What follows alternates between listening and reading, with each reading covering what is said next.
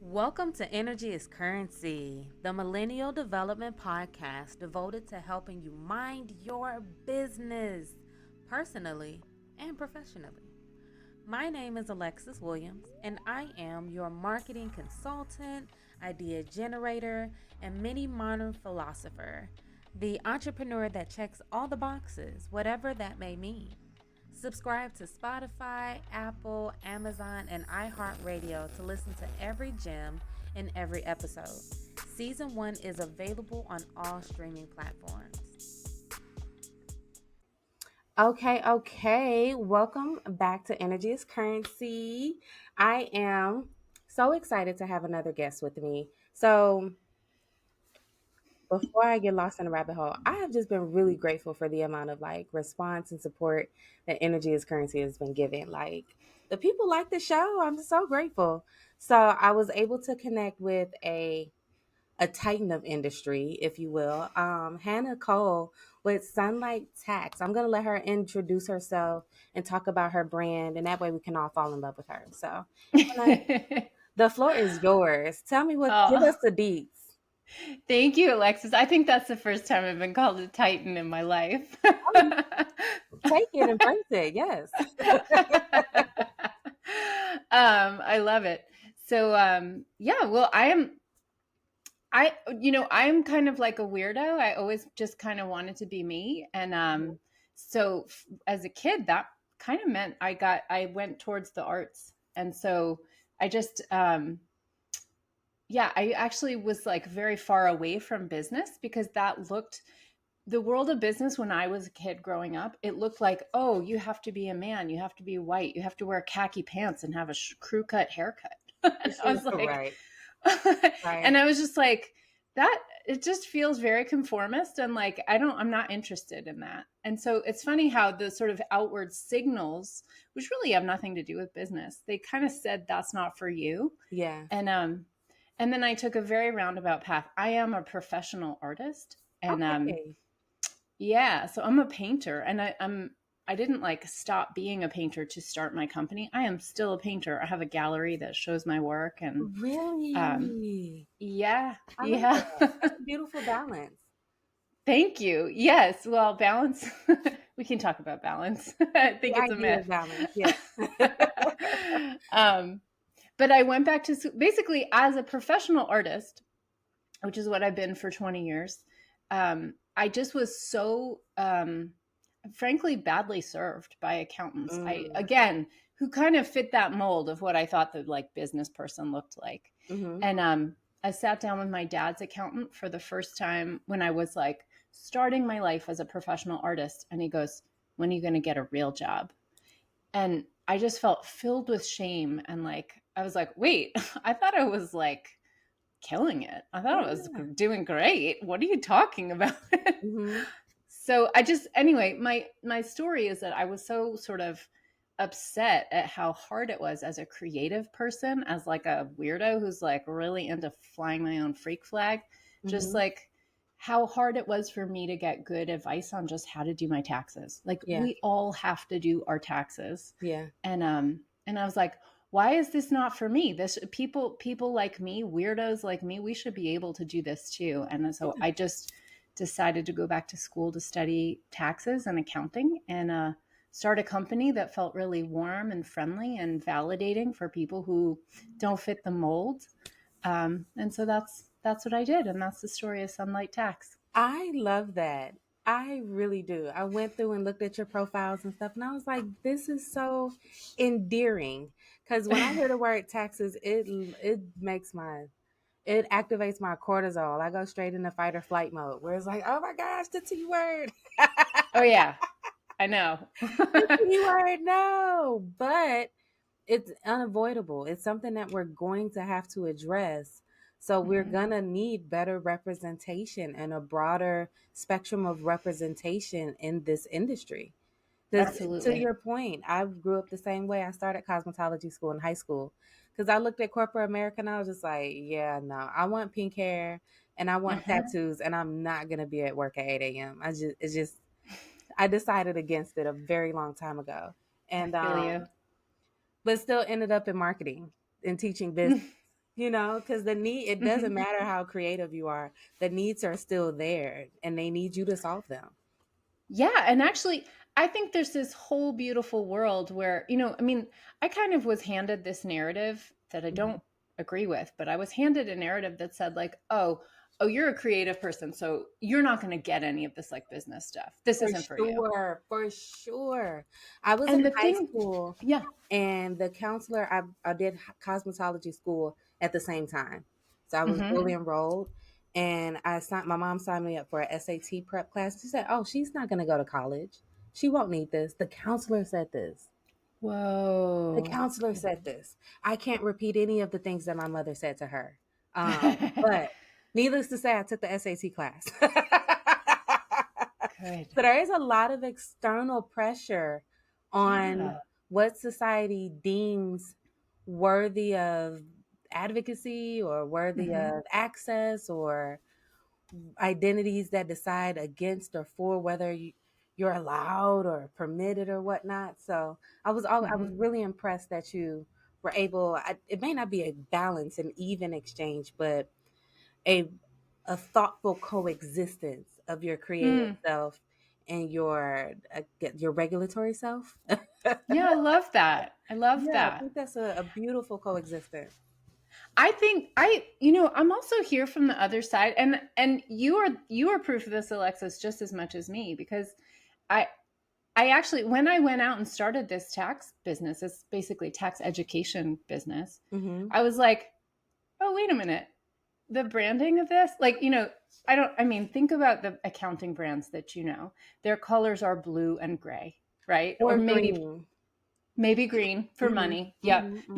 Not super creative. No, not very much color unless it's green. Right. And they all look like they built their website in 2001 and never updated it. And the name is like 3 names, comma, CPA, right? Smith, Brown, and Jones CPA. Or that's how it goes.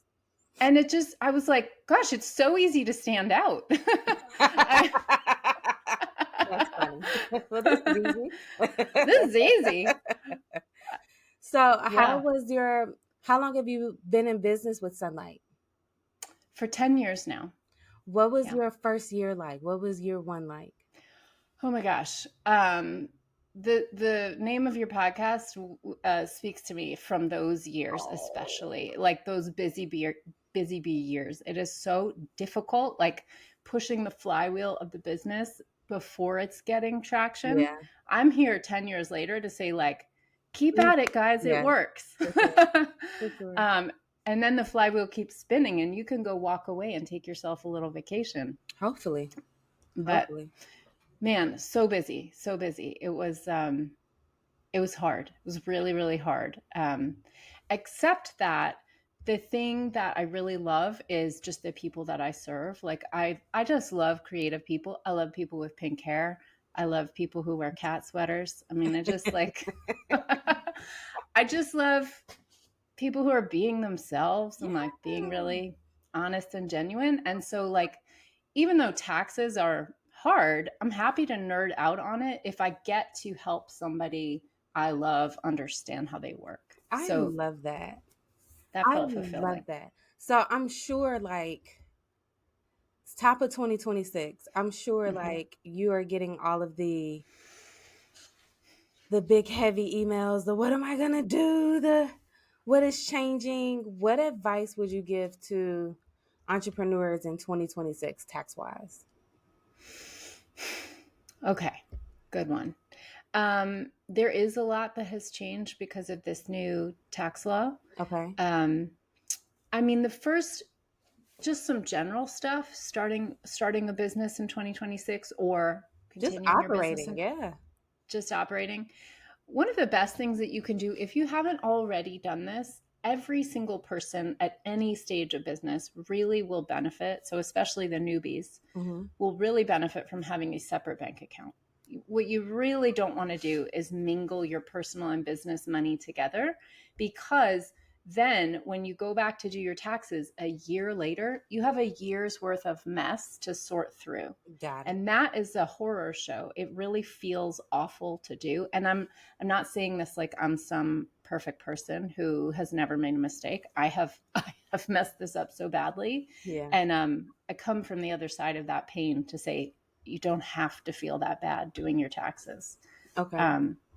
So those separate accounts are magic. You just deposit all your money from your business that you earn into that separate account, make all your expenses out of that account, and then the bookkeeping for it just becomes a little bit of a sorting task, Yeah. and not this like 12th hour misery with a highlighter, like, ooh, I think that trip to Office Depot was for business, but I'm not sure. Right.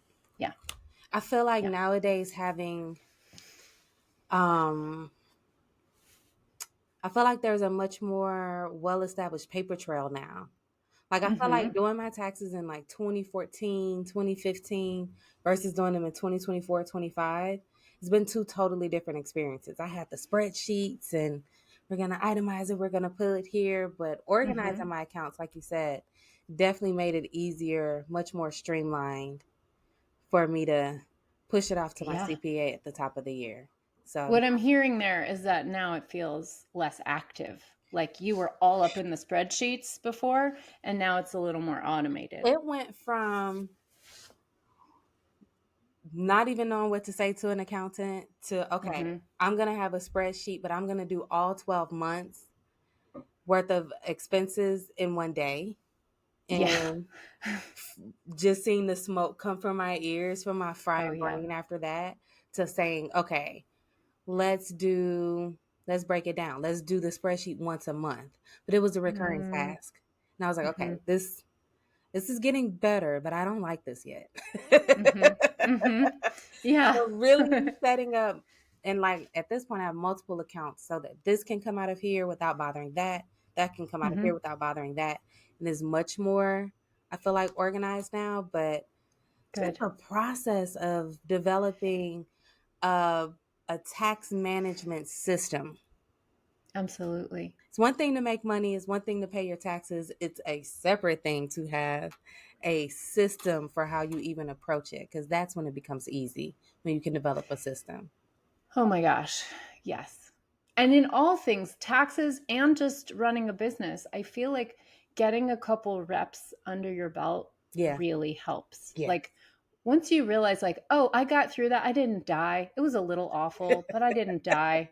I could probably do that better next time. You just start to feel your own competence, and teach yourself that you are very capable. I mean, for sure. I feel like we all feel like our limit is here, and then you do the thing and you find your limit is actually way out here. Well, I think that's just entrepreneurship. Entrepreneurship is like, oh, I have this perfect idea and that's all I need to do is this idea. And it's like, oh no, you have 900 steps. And then you're going to outgrow that and do something else. So totally.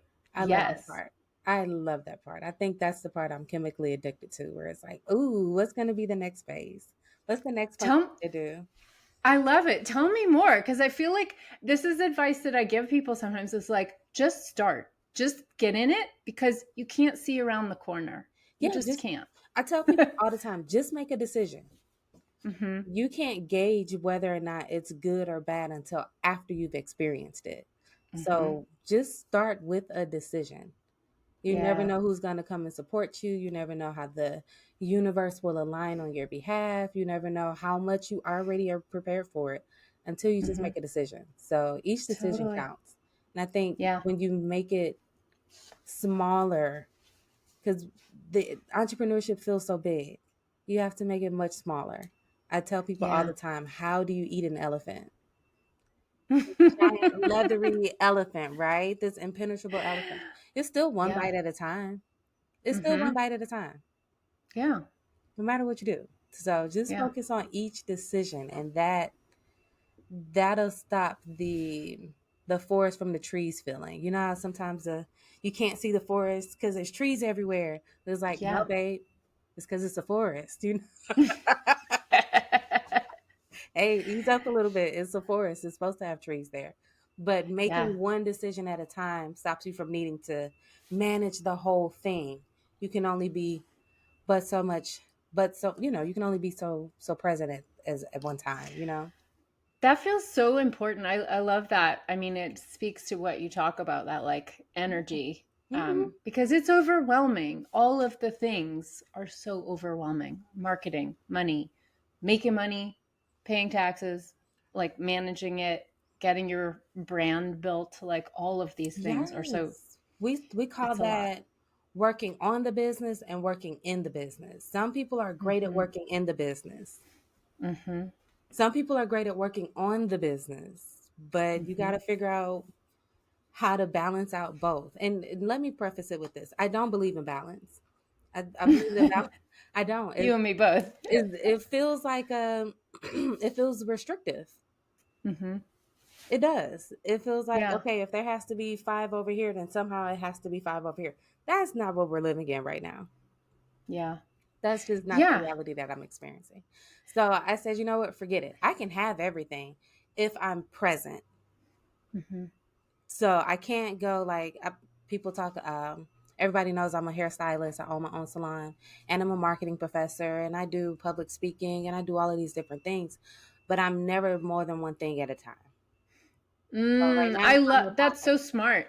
Right now, Yeah. I'm only a podcaster. I will not touch my hair salon today. I Mm-hmm. can't talk to my students anymore. I have nothing left to say. Right now, I'm just a podcaster. When it's time for me to be an educator, I'm just an educator. Mm-hmm. And so like the discrepancy comes when people are like, "Oh, I loved your marketing class. I want you to do my hair." Hey, I don't know her right now. Here's a card.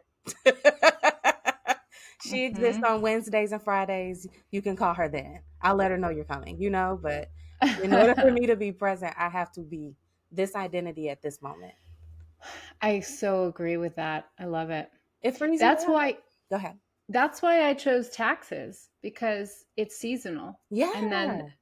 that way I can be all in. I only do taxes. I don't try to do a little bit of taxes and then go head to the studio, because my brain just cannot switch back and forth like that. I am No. in, and I dream about it at night. I wake up in the morning thinking about it. Like I am in it. Yes. And so I need to shut the door and then be like, okay, peace. You filed your tax returns.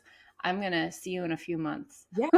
No, but I even have to do the same thing with like my business. There are certain seasons where hair is the number one priority. Okay, cool. Mm-hmm.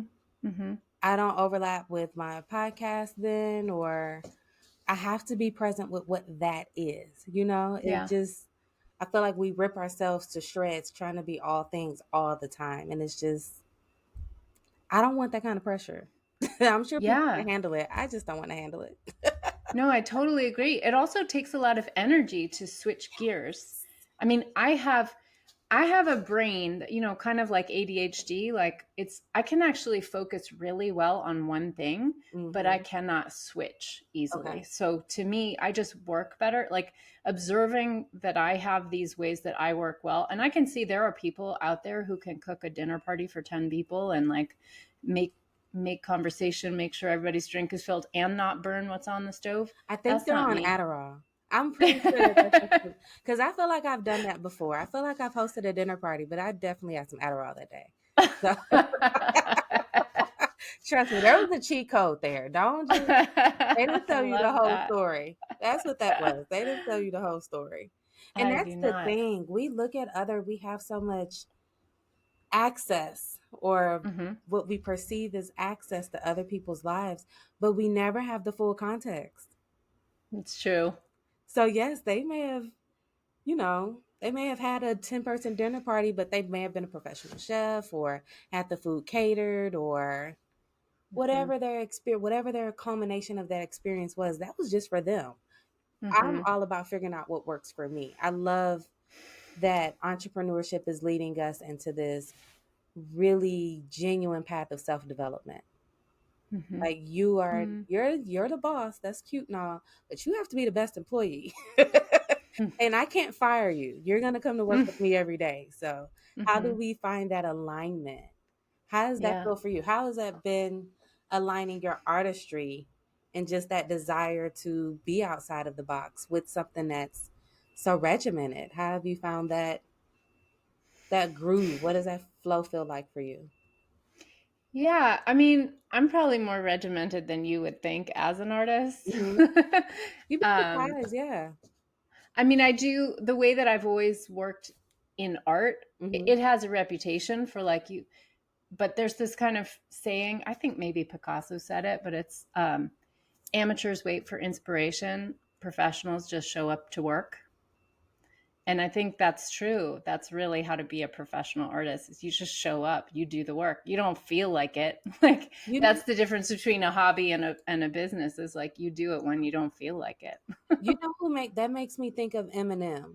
We all Oh love yeah. Eminem, but I felt like I read somewhere or saw a video or something about him where Hmm. he doesn't, like you said, he doesn't wait for it to be inspired to rap. Hmm. He has Hmm. set work hours, whether he is inspired or not, whether he already has a topic in mind, whether whatever. Everybody has an Yeah. agreement and a commitment that this is the time that we're Hmm. dedicating to this craft. And that Yeah. helps him polish it. That creates more consistency than anything. I love that. I think I totally agree with that. Just show up, do the work, and hopefully you get inspired as you're doing it. Like inspiration comes from working, not like smoking a cigarette or whatever, And it's you like know. you gotta you have to put your body in the experience sometimes, Yes. like Yes. just being in the room. Like, sometimes I'll go and I'll just sit with other professors to see how they develop their courses. Mhm. I just want to be in the room with the energy of how it's done. It doesn't mean I'm gonna Mhm. create anything that day, but I need to glean, I need to learn, I need to be invested because art has a it's an exchange. Definitely. You have to have some Mhm. input before you can have that output. So it's like just creating a stable, safe space to open up to that, I think is necessary. I do. I think Yeah. it's super necessary. Yeah, I agree. And like, And I kind of think of it, I think of exercise sort of as my metaphor for both of art and taxes and ooh, how just so? basically running a business. Like you just put in the reps. You just like, you can't, you can't just day one run a marathon. The way that you get strong is you just are consistent over time. Yeah. Yeah. It's all about the little bites, right? Totally. Eating the elephant one bite at a time, for One bite sure. at a time. Hmm. One bite at a time. What would you say? How do you feel like? I feel like there have been so many changes and challenges to how we're going to approach taxes. What are your I feel like everybody's approaching it. Nope, I'm gonna be honest. I feel like I'm approaching it with an impending sense of doom. Like I'm just waiting Mm. on the other shoe to drop. Do you feel like that? Am I the only one that feels that way?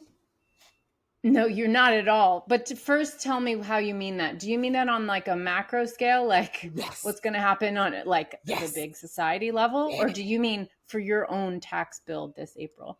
I first I was thinking macro. Okay.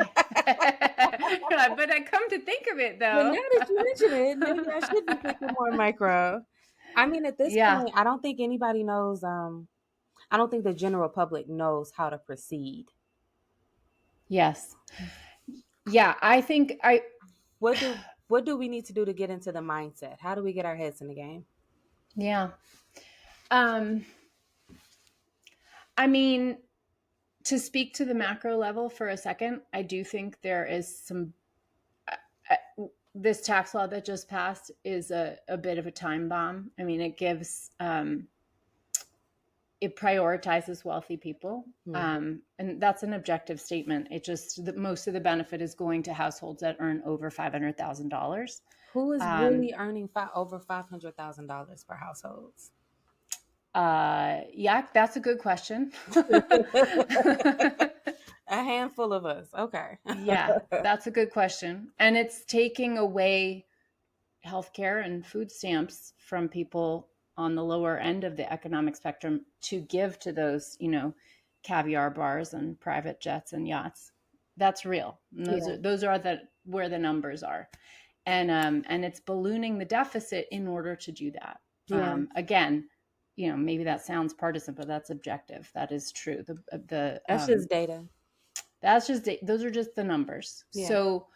So that is a little scary. And I think, I don't know. I think that's real, but I also think I want people to pay attention because change is possible. And Yeah. but you really have to rattle the cage of your elected representatives. And Georgia has done amazing things turning out the vote, and like, hats off. And Sometimes Georgia's some on the weird right things side of the too. conversation. Sometimes Georgia is not, honey. I Every day is know. different here in Atlanta. I'm not. I'm quite convinced that Atlanta is the upside down. So who knows what's really happening? Stranger things are happening here. Okay. I hear you. I hear you. But we can bring it to the individual level, because I think a lot of because I understand that it also feels overwhelming to Yeah. people. And I include myself in that. Like, it feels overwhelming when you think about like huge tax law implications 10 years down the road. You kind of feel like, what do I do about that? Right. I'm just trying to like pay my groceries, right? Definitely. So that's also important. I think one of the most important things that you can do just as a small business is Hmm. to just know your own numbers. Like, just that I simple love thing. that. Yeah. Because a lot of people, like a remarkably large number of small businesses, actually don't even know if they're profitable. They don't even know if they're making money. That's Yeah. a lot of work and effort to put in when you're not, Yeah. right? Right. I mean, You if know. you've just Yeah. got money going out the door, might as well be on vacation, like not be working so hard. You'd be surprised. I feel like there is somewhere in society we villainize people's desire to make money while Mm-hmm. also praising them for having made the money.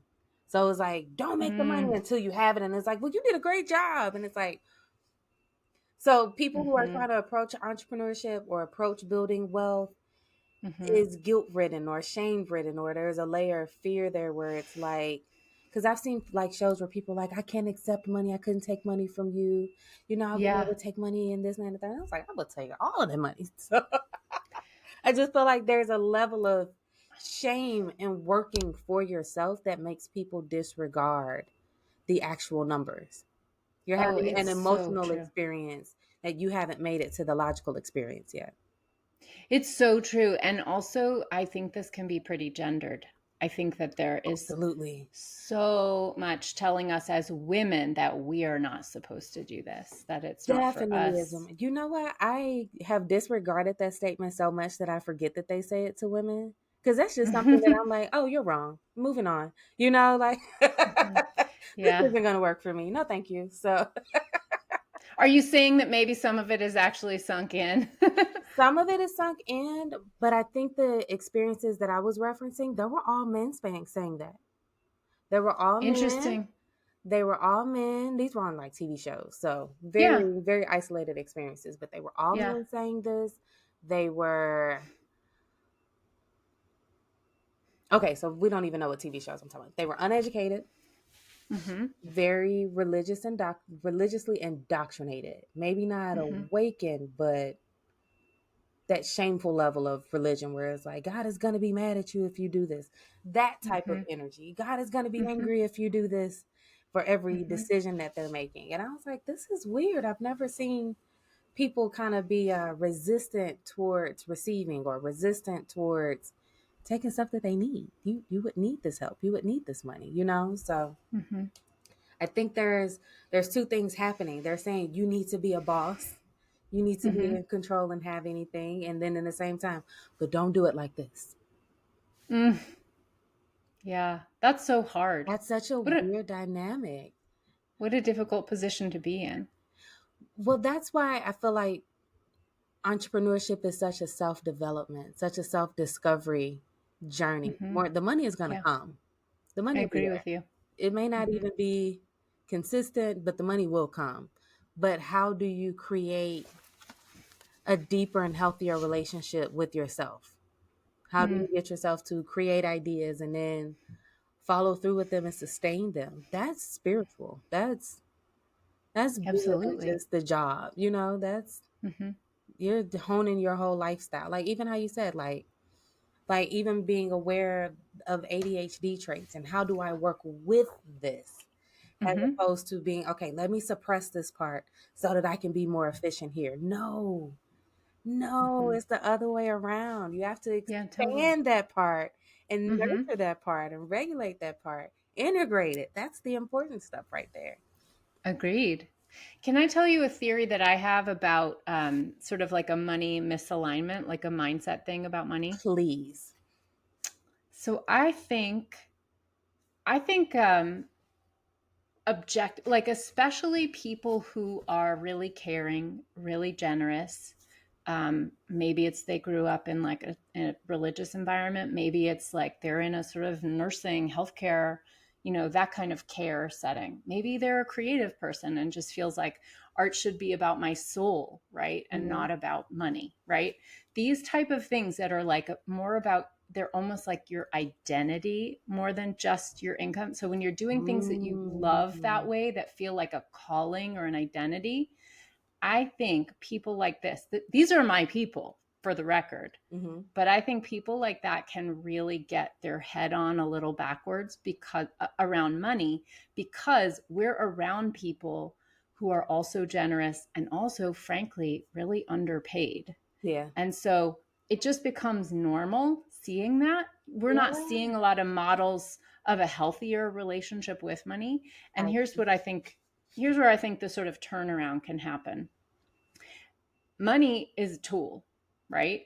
It feels loaded. There's lots of stories. We feel shame, we feel guilt. It's your relationship with your dad, it's your fights with your partner. Like it has a lot attached to it. yeah. But ultimately, a dollar bill is just a tool, right? It's just gas in the car. Yeah. And but I think a lot of people, I don't think you need to believe money is good. I mean, you can, but you don't have to. But I think what happens to a lot of people like us, creative people, caring people, people working, doing soul work, we start to think money is bad. And I just think that is the thing. When you start to actually think that money is negative, then you start undercutting yourself with little daily decisions like, I can't take that, I can't charge that, I don't, I did this out of love, so I can't take money. You know what? You can do it out of love and take money. Like these don't, it doesn't make you evil. I So I love think just, yeah, just seeing it like as fuel to help get you to your destination. yeah. Money doesn't have to be the destination. You don't have to be driven by it, but it does get you there. I treat money with the same regard as bananas. It's fuel, like we were talking about That's good. apples, oranges, bananas, whatever fruit you prefer, but it's Yeah. a product of labor and it's a fruit Mm-hmm. to nourish and fuel you for your Mm. next experience. I I to your point, I felt like our culture grew up with the phrase money is evil Mm-hmm. without saying the entire biblical phrase, the love Yes. of money is evil. Uh-huh. And Yes. we love to shorten phrases, like your jack of all trades. We love to stop at a comma. Okay, we love to treat a comma like a Mm-hmm. period. Where it's like, no, there was a lot more stuff said there. But with that kind of normalizing of statements, we lose the gravity of what it started as. Where it's saying, hey, this is your Totally. disposition. This is Yeah. like how we talked at the beginning of the convo about the identity of what corporate America looked like. Mm-hmm. This was an identity. When we see it as an identity, and we kind of tied their accomplishments to to a narrative. Because if we believe that money is evil, then people with money would be evil people. Totally. So Totally. we expanded a statement that was not about one thing, and then we evolved it, and then we projected it as an identity on other people. When really Mm-hmm. it's like, once you kind of, to your point, get back to the origin statement, what is the underlying phrase that I'm repeating to myself, or what's the belief system that I'm operating under? Once you Mm-hmm. spend some time with that and you're able to drain that belief system, that helps to allow you to make space for new things. I got that from the series called The Disciplined Trader. Oh, I don't know it. So it's about trading stocks, but the idea Mm-hmm. is to build kind of a quantum physics mindset about how you approach your stock trading. So, because I feel like trading stocks and whatnot, especially day trading, feels a lot like gambling. And Yeah, that for to me, me. was like, it's uncomfortable. I could lose my money. I'm risking and I'm betting and I'm doing this, but those are belief systems. And so in the Mm-hmm. book, it kept bringing up the idea of how this person who was afraid of dogs, they had a bad experience with the dog, and now their belief system is that all dogs are bad. And it's like, okay, Mm-hmm. but what do you do when you walk past a dog park and you see everybody enjoying their dogs and they're having a good old time? Is Mm-hmm. everybody in that dog park just completely misinformed and you're the only person that has this empirical knowledge? Is that really Mm-hmm. what we're saying? It's a dog. You know what I mean? To Mm-hmm. the point where it's Yeah. a banana or it's $1. Like, you have to let a thing be a thing, but what are we mentally and emotionally attaching to it that Mm-hmm. is changing how we behave? And that's the blessing right there. Is figuring out what are you bringing to the table mentally. Totally. Yeah. Totally. The And I discipline. think probably we can all point to jerks who have a lot of money. Like they exist, and not only do they exist, they're pretty loud. So like they get a lot of airplay. Right. But and also much quieter are people who have a lot of money who don't seek out the spotlight, who are doing good things with it. Those people exist too. And they don't get as much attention, but I think you can think of some people who have a huge amount of money who do unbelievable amounts of good. Like I will, Yeah. my neighbor up the road, not really neighbor, I wish, Dolly Parton, like Yes, we love Dolly. the Queen of Dolly's had a good Appalachia. time, right? Oh my gosh. I mean, talk about a uniter of people. But Yeah. her dad was illiterate. I mean, incredibly smart, but never learned to read. And so she Yeah. started the Imagination Library, and she gives literally anyone in this country can sign up for Imagination Library and get free books sent, like, I think it's like once a month for your kid. Yeah. I mean, what an incredible thing to do with your money. And that's only one of the things that Right. she's done. Right. But like just as an example of an extraordinarily wealthy person fueling her energy, fueling her vision with money. Her vision, I believe in, I think is a good one. It feels relatable. You can resonate with it, right? Totally. I think what makes me laugh when I see people who I feel like misuse their wealth, right? Or the flashy people is with Mm-hmm. my background in marketing, you realize Mm-hmm. that like that's just their business model. You didn't actually buy anything of extremely better quality. You just paid more into a business model. You know what I'm saying? So it's like, is the joke really on us, you know? Uh-huh. And it's like, we got all this gold on, and it's like, that gold was not worth that. The price tag you pay for that is not the price tag that the company paid for that. Oh yeah. The big shoes, the clothes, the cars, especially the cars, you're paying for their boat with your Mm. car, you know? So it's just, I find a lot of humor in the flashiness of it nowadays, because when you like study business and realize like everybody just has their own business model, it doesn't, what we consider valuable is all perceptual. Mm-hmm. It's all Yeah, perceptual. totally. And then like I'm always tickled because they talk about, oh, I got this Birkin bag and this retains its value. It's only going to retain its value if you have to sell it. Mm, It didn't generate any right. income. The What the a good Louis point. bag, the Louis bag is only going to be valuable if it's stolen and you have it listed in your insurance policy. Mm, wow. Yeah. Otherwise, it just took up space and collected dust. So it's like this Amazing. concept, this perception of what wealth is so performative. It's just, is that really happening? Does that make you happy? Like Mm-hmm. Yeah. I just think we're just I just really think we have created such a, for lack of the word random keeps coming up. We've created such a random assembly of what wealth is supposed to look like. And I think now Mm-hmm. we're starting to undo some of that. Mm-hmm. Yeah. I think that's a good thing. Yeah, I think I so mean, too. capitalism does such a good job training us.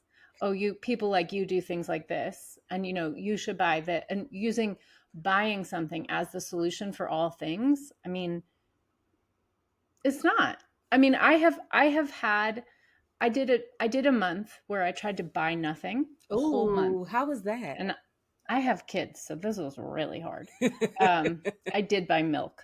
Okay, I'm not okay, I'm not a monster. okay. But it was a time of year that I had, some stuff growing in my garden, and I had a Oh. pantry full of stuff that I never cook, like a half a bag of quinoa that I hadn't used, things. So I like made myself like cook through the pantry, cook through what's Mhm, actually in my house mhm. instead of just like buying ingredients from a recipe.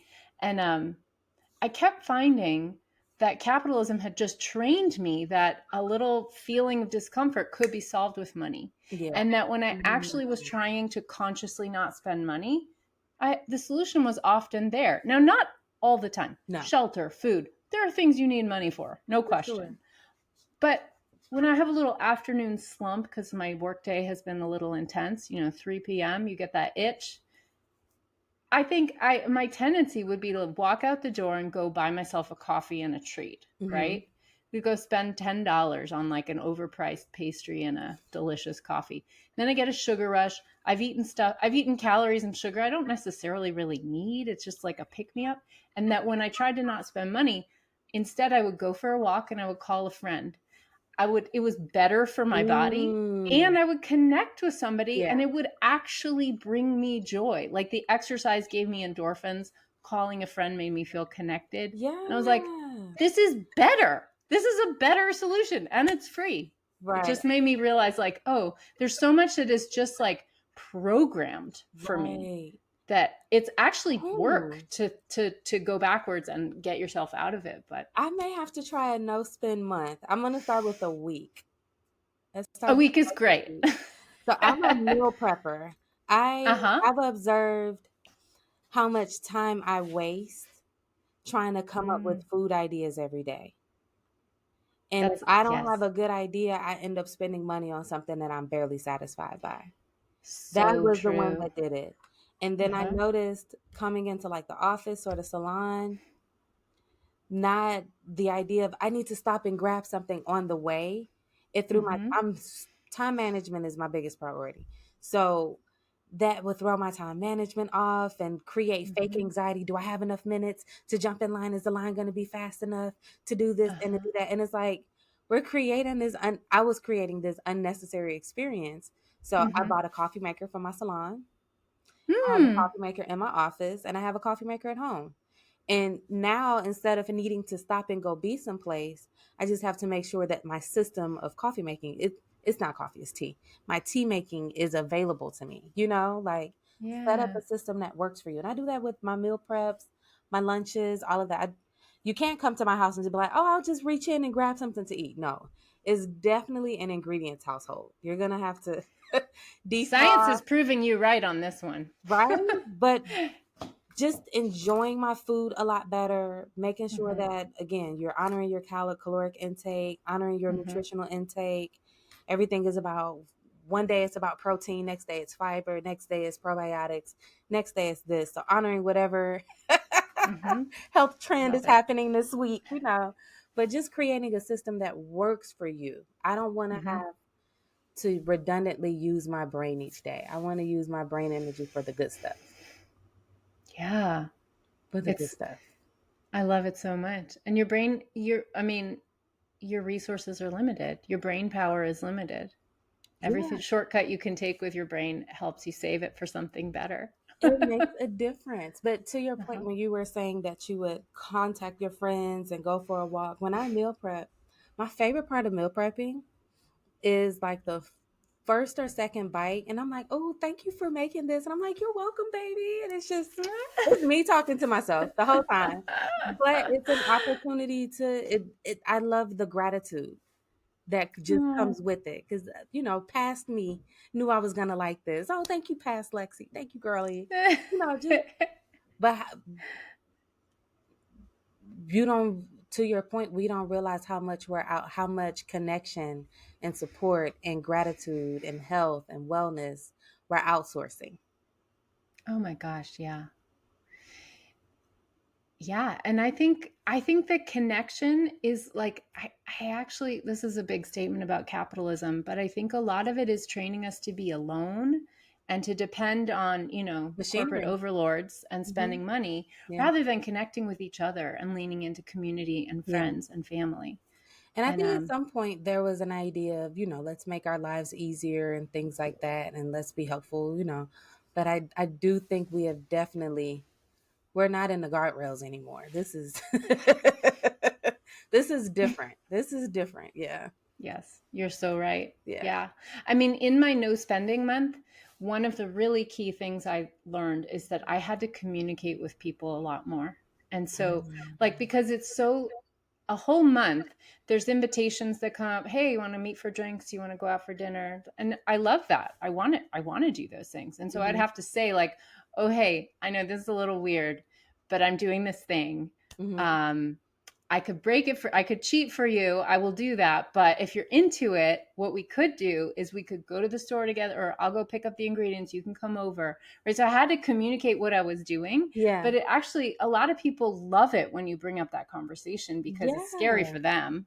And so it's nice to be the icebreaker. Yeah. So And what was the then they're like, buy-in? I mean, I found it challenging. Like if I was feeling sort of like shy and introverted, it would have been really hard. Mm-hmm. But I found that a lot of people were like, "Oh, that's really cool. Actually, you know what? I haven't cooked in a while. Let's do that." I think I had an experience like that when I stopped drinking alcohol and I would go Mm. out to brunches and Uh-huh. everybody's having their mimosa. I'm like, no, I'm going to have a hot tea. But I remember a few times people were like, you know what? I'm going to have a hot tea too. And, it just kind of I felt like it made space for other people who, like you said, may have been more introverted about wanting to explore it or maybe not want to ruffle Yeah. feathers or whatnot. Hmm. But now, now you have somebody that can do it with you. I don't I mind love being the that. chaotic energy that helps people serve themselves. I have no problem with that. I love that. Sign me You're up. so important in the world. Yes, I will be the chaos for you. Because how else do we, if we're all being indoctrinated, if we're all being programmed, if we're all being ushered and treated like cattle or sheep, who is the person that is going to interrupt the conversation and say, hey, let's do something else? I love that. Somebody has to do it. Somebody has to say I something. love that. Yeah. So Hmm. I don't mind. I don't mind at all. Yeah. Also, for the record, when I go out and I have a friend who's not drinking, I really appreciate it because a Mhm. lot of times I'm a little on the fence on that issue, and a little bit of a nudge will help me be like, oh, you know what, me too. I'm like, it's exciting. And I find with Yeah. money, there's none of your friends who are not stressing about their money. And Yeah. so when you say, like, I've been actually trying to be a little bit more conscious about how I'm spending, and like, we can do that, but I have this alternative, just I presented in that way. I They're love the like, oh my gosh. buy-in. I love the Yeah. buy-in of that. I do. I really Yeah. do. I'm impressed by that. I'm trying to think of who all I'm gonna. We're gonna wrestle everybody into it for January. I mean, because I feel like with everything that happened in 2025, it would feel self-sabotaging for you to not make new decisions about how you spend your money in 2026. Amen. I Cost hear of you. food, cost of travel, the job Hmm. market is all over the place. It's more people needing jobs and jobs available. All of the presidential changes. Ugh, we're just gonna leave that there. But it would be. I remember having a conversation with the client, and she was like, "We paid $18 for a pound of ground beef," and I said, "Well, that wasn't smart." And I don't think that. I mean, it's like it wasn't.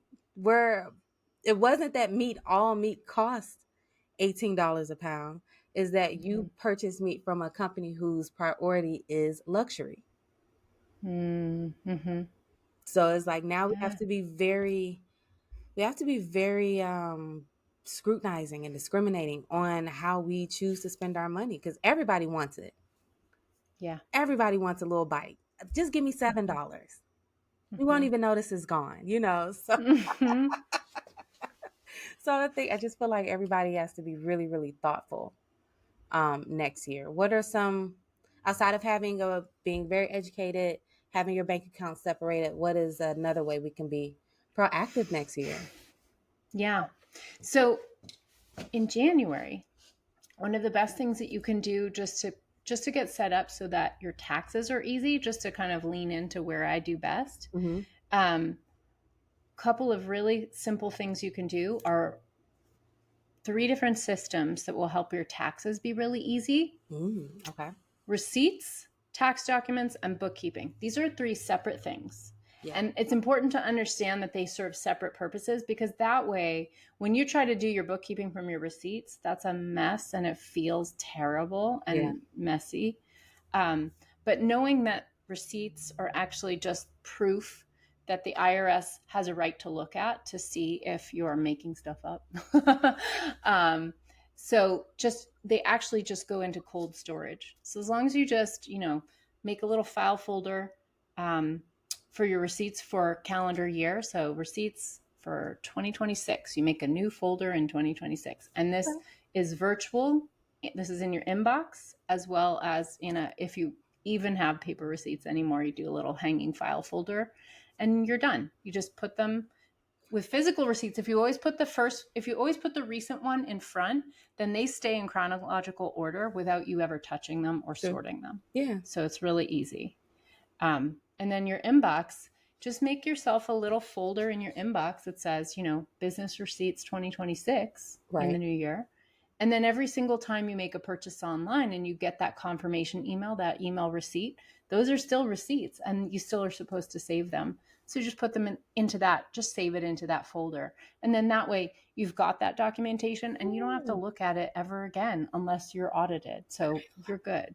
That was so simple, but so powerful. Because like you said, like if you, I feel like my brain is blown. So excuse me if my words are coming, because I'm like, well, that's all you had to do this whole time.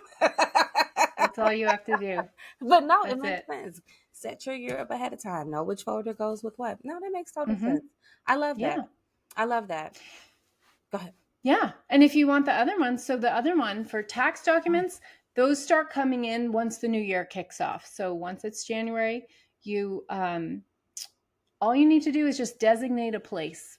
You just need to get religion about one place in your home that you're going to keep all the tax documents. Yeah. Now, again, some are going to come in through your mail. And so that's the physical place in your home. It could be your sock drawer. It could be the left kitchen cabinet. It could be the top desk drawer. It doesn't matter, but just one place, and you have to be consistent. And always put in a tax document that comes in the mail in there. In your inbox, you will also get tax documents, and you also need to save all of those and know how to find them again. So I also recommend, 2026 tax documents and put it in there. Yeah. And then you don't miss stuff. And then when it comes time to gather them all, when you've got the last one in, you can go back to that sock drawer, go back to that folder in your inbox, and there they are. And now you can start doing your taxes. I love that. I feel like I'm going to have to implement a few of those things. Oh my goodness, Hannah, we have needed you. You are, like I said, I meant what I said. You are a titan of industry. We need you exactly as you are, okay? Your creative energy, your calm energy. We definitely need that. Oh my goodness. Oh.